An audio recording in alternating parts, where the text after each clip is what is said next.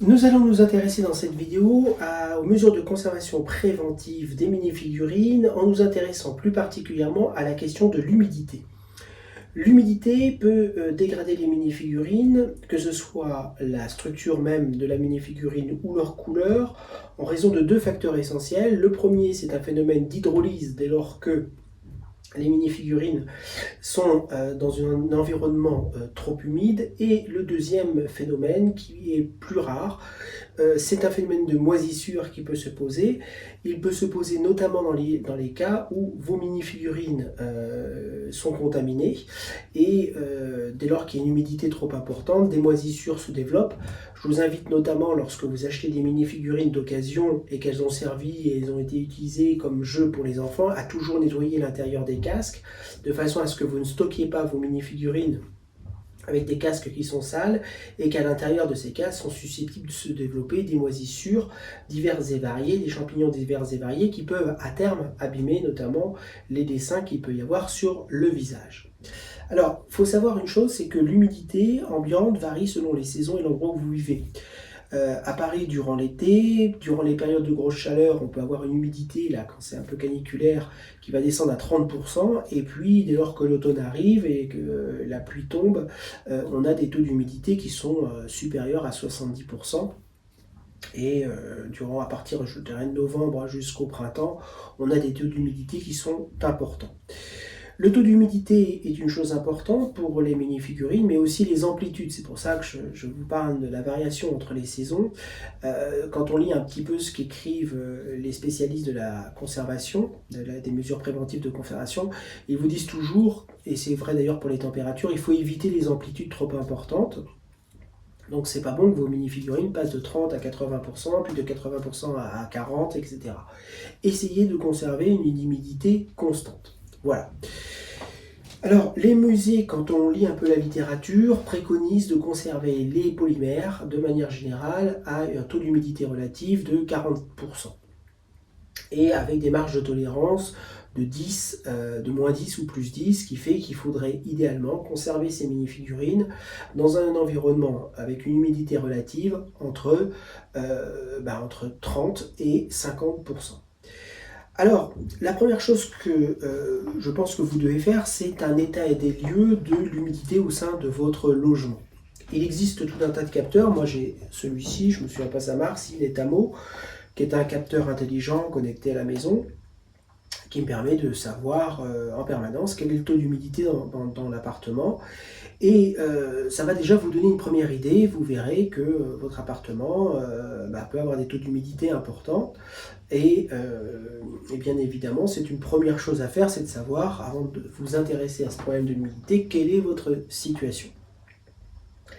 Pour mémoire, une bonne façon de réguler l'humidité dans un logement, ça consiste à aérer régulièrement ce logement, et tout particulièrement les zones qui sont susceptibles de produire de façon endogène, on va dire, de l'humidité, à savoir la cuisine et puis les salles de bain, parce que sinon, toute cette humidité, non seulement est dans la salle de bain et dans la cuisine, mais aussi se balade dans l'appartement et va venir se poser sur différentes choses. La deuxième chose importante en termes d'humidité aussi, c'est de conserver vos mini-figurines dans des vitrines après les avoir dépoussiérées, parce que les poussières fixent l'humidité. On est ici dans l'échelle de l'infiniment petit, donc les poussières, vous ne les voyez pas. D'ailleurs, moi, je suis toujours surpris lorsque j'essaie de prendre en photo mes mini-figurines. Il y a toujours une poussière qui traîne, alors qu'on ne les voit pas forcément. Et donc, la bonne chose à faire, c'est de nettoyer les mini-figurines de façon à ce que ne viennent pas se poser sur vos mini-figurines des poussières. Et ces poussières vont elles-mêmes se remplir d'humidité. Et donc, rester là. Alors encore une fois, ça n'a aucune incidence quand on se situe sur une échelle de temps de quelques jours ou de quelques semaines. On est en train de parler ici de mesures de conservation préventive, de façon à limiter dans des espaces de temps de plusieurs années les phénomènes de décoloration, de fissures, etc. de vos mini-figurines. Donc la deuxième chose, c'est de les stocker, après les avoir dépoussiérés. Et La troisième chose à faire, c'est de les stocker dans des vitrines de façon à essayer de maîtriser ce taux d'humidité dans lequel elles baignent et de vous rapprocher le plus possible de ces fameux 40% avec plus ou moins 10 de marge. Pour cela, pour contrôler l'humidité ambiante, l'humidité de vos minifigurines est égale à la base, est égale à l'humidité ambiante de votre appartement, puisque c'est le même air. La seule façon de pouvoir juguler cette humidité va consister donc à les mettre dans des vitrines hermétiques, de façon à ce que vous puissiez contrôler l'humidité qui est à l'intérieur de votre vitrine. Il n'existe pas, à ma connaissance, de vitrine qui soit hermétique et qui soit dédiée aux minifigurines. Je ne dis pas qu'il n'y a pas des vitrines hermétiques, mais elles sont généralement soit très onéreuses, soit ne sont pas adaptées aux minifigurines. Or nous, on sait qu'en matière de minifigurines, il nous faut quelque chose de très particulier, c'est-à-dire de pouvoir les mettre comme ça en rangée, et en mettre un nombre maximum. Comme je vous l'ai dit dans une précédente vidéo, moi j'ai utilisé une vitrine SF Display, qui est une vitrine qui vous est vendue. Donc ici il y a un joint qui est collé, donc il n'y a pas d'air qui passe normalement entre la vitrine, enfin la glace là, et la porte. Ceci étant, quand vous refermez votre vitrine à la base, quand vous refermez la vitrine, en fait, vous avez sur le bord, ici, sur les bords, tout le long, en fait, un espacement. Alors elle se referme avec deux crochets comme cela. Et quand vous les refermez, en fait, vous apercevez, si vous les achetez en l'état, qu'il y a un espacement de 1 mm. Cet espacement de 1 mm, malheureusement, est suffisant pour que l'air circule dans la vitrine. Il faut savoir que l'humidité, c'est vraiment une plaie. L'humidité, ça se glisse absolument partout. Ceux qui ont chez eux du double vitrage un peu ancien verront que même dans les fenêtres avec double vitrage, l'humidité finit par passer entre les deux vitres. Donc vraiment, l'humidité, ça passe partout. Et un joint, une fermeture qui n'est pas, un minimum travaillée, va laisser passer et rentrer l'humidité dans votre mini-figurine. Alors, j'ai réfléchi pas mal de temps avant de pouvoir trouver une solution qui me convient. J'ai décidé de la rendre hermétique, c'est-à-dire en mettant des joints sur les bords, chacun des bords, de façon à ce que quand je referme la vitrine, l'air ne puisse pas rentrer et sortir. J'ai d'abord essayé un système avec des joints latex comme ça s'est révélé catastrophique et totalement inutilisable. Je désespérais un peu parce que je n'arrivais... Alors on trouve tout un tas de joints dans le commerce, mais ils étaient trop gros généralement, enfin ceux qui m'intéressaient étaient trop gros, et donc je ne pouvais pas refermer la porte sans abîmer les charnières, c'est-à-dire que la pression était trop importante, jusqu'à ce que je trouve ces joints d'isolation qui, de mon point de vue, sont véritablement ce qu'il y a de mieux pour les vitrines SF Display. Ce sont des bandes comme celle-ci qui sont vendues, ça coûte vraiment pas cher. Hop.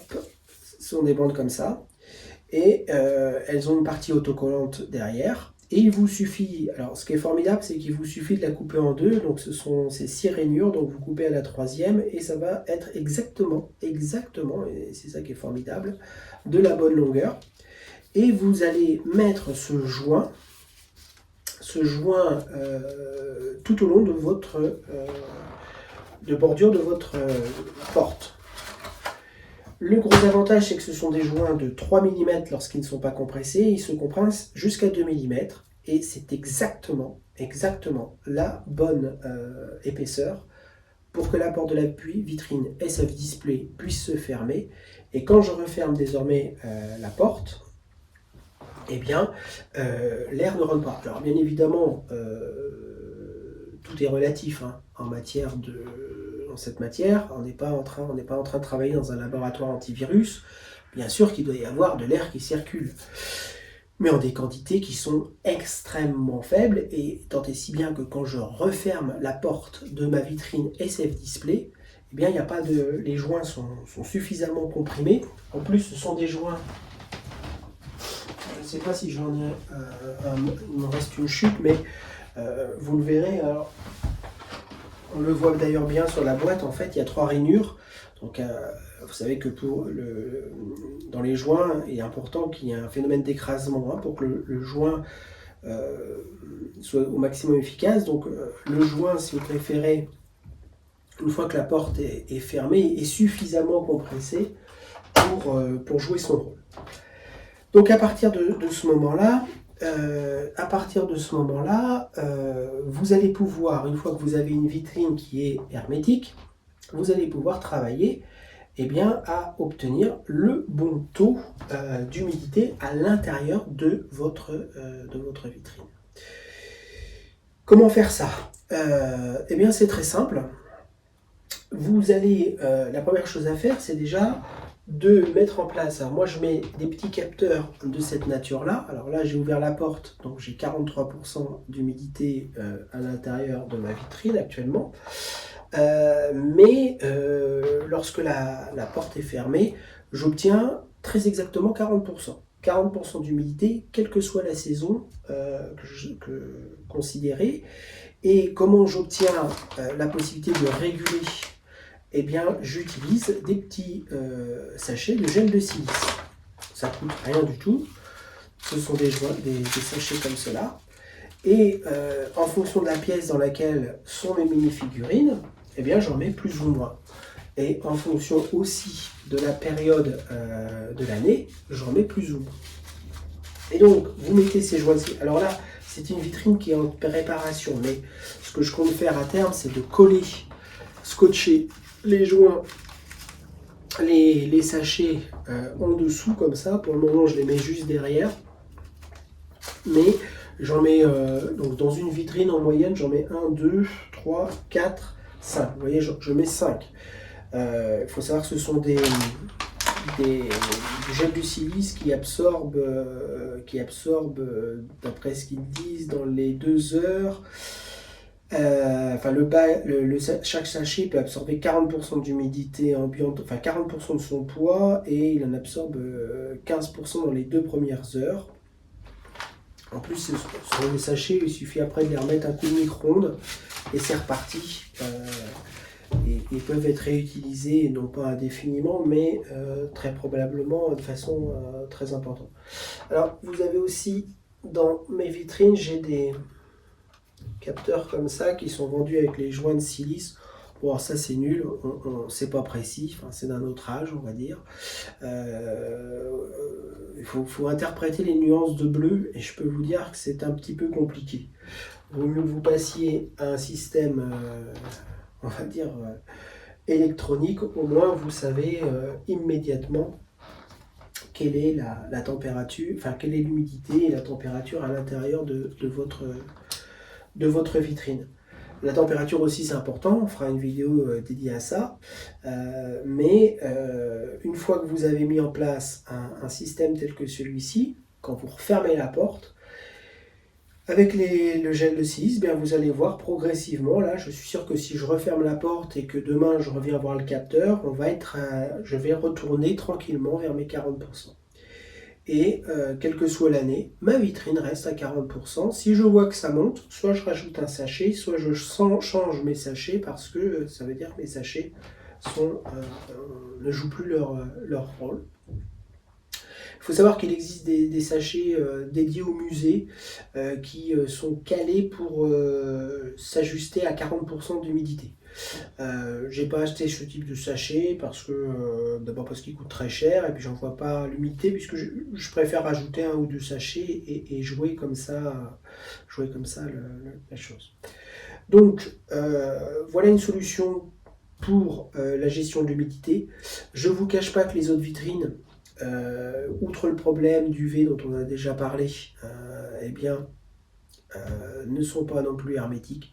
Les seuls qui, me semble-t-il, peuvent être rendus hermétiques, ce sont les vitrines SF Display, à condition d'y mettre les joints les joints auxquels je viens de faire référence. Voilà.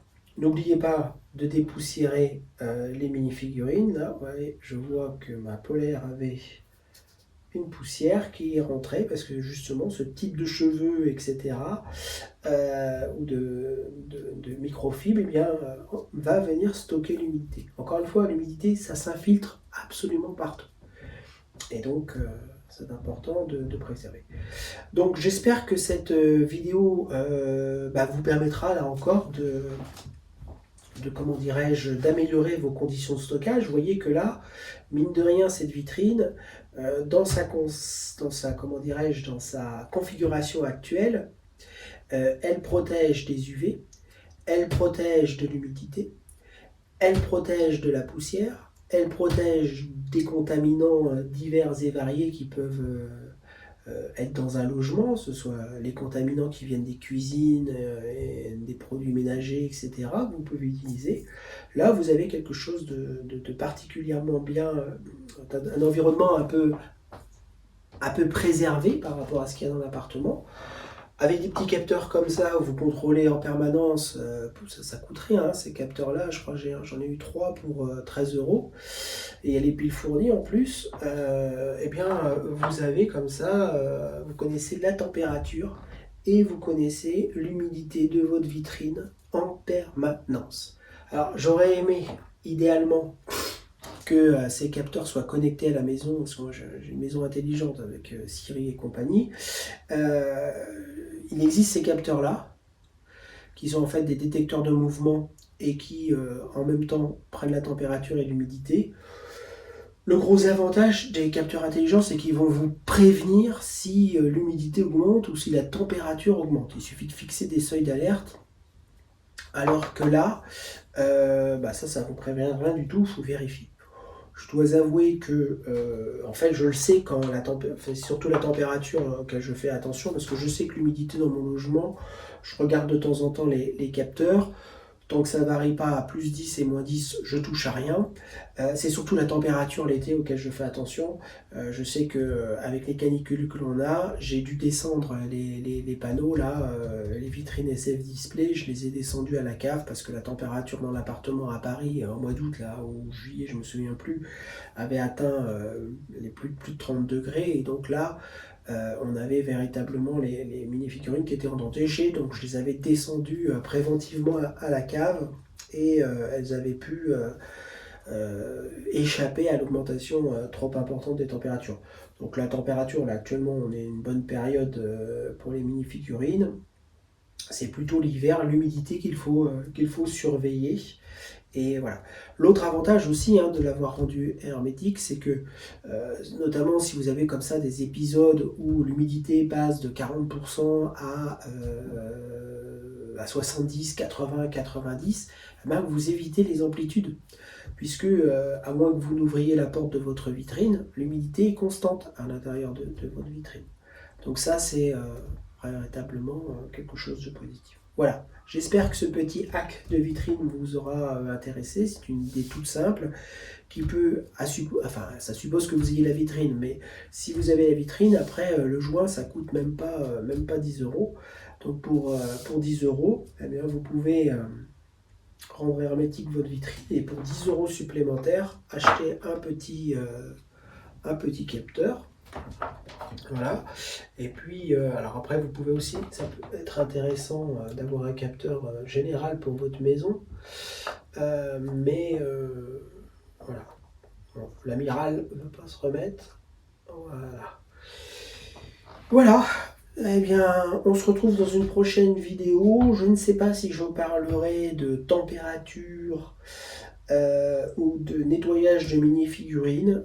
Je verrai selon mes humeurs. Peut-être que je vais aussi, parce que là je vous ai délivré les messages essentiels, à savoir stress mécanique, UV et humidité. Il reste quand même température qui me semble important à ne pas négliger.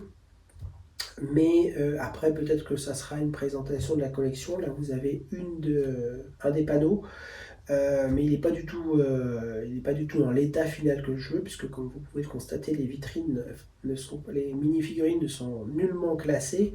En fait, c'est au fur et à mesure qu'elles arrivent, je les ai posées, et malheureusement, il va falloir que je fasse ce travail de rangement. Ça sera d'ailleurs peut-être l'occasion d'une vidéo. Voilà, eh bien, j'espère que cette vidéo vous a plu. Si elle vous a plu, n'hésitez pas à mettre un pouce bleu là, et puis abonnez-vous également, ce qui vous permettra de tenir un peu informé des trucs et astuces concernant la conservation des mini-figurines Star Wars et de l'actualité aussi des mini-figurines Star Wars.